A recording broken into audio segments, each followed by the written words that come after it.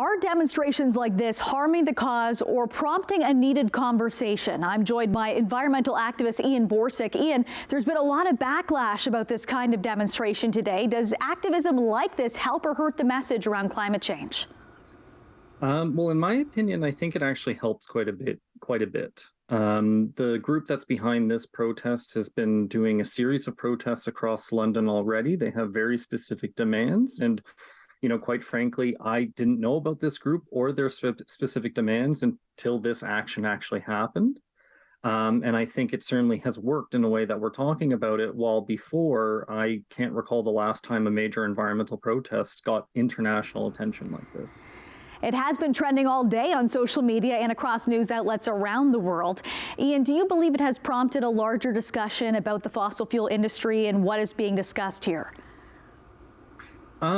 I think it has the potential to do so, of course. Right now, there's a lot of debate about the actual protest itself. Is the painting okay? Different questions like that. But I think ultimately, if you really watch that video and you see two young people doing something that, whether you agree with it or not, is quite brave once you consider the deeply held values that they're doing that for.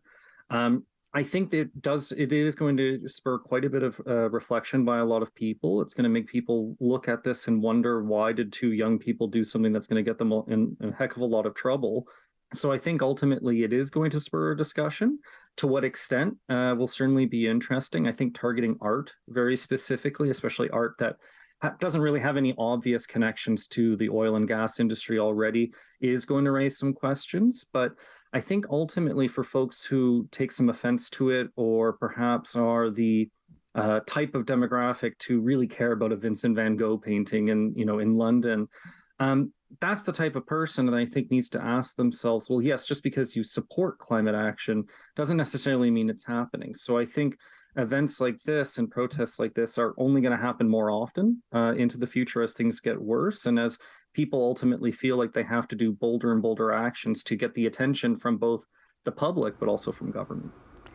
What should people take away from this today? What conversation has this sparked? They were trying to get the attention of the UK government, so what more should be done?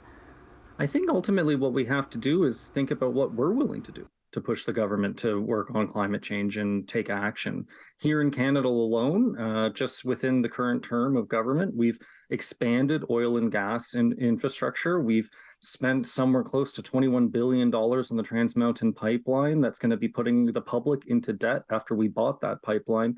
And I think ultimately we have to really question, simply just having public opinion on side isn't enough. Clearly, we need to be doing something bolder about this. And I think us as Canadians who maybe aren't willing to throw soup at a Vincent van Gogh painting, we do have to ask ourselves, what more are we willing to do to ultimately avoid human extinction, large swaths of the planet becoming uninhabitable, and more natural disasters like we've seen in Pakistan and elsewhere that have ultimately ruined people's lives irreversibly, and it's only going to get worse.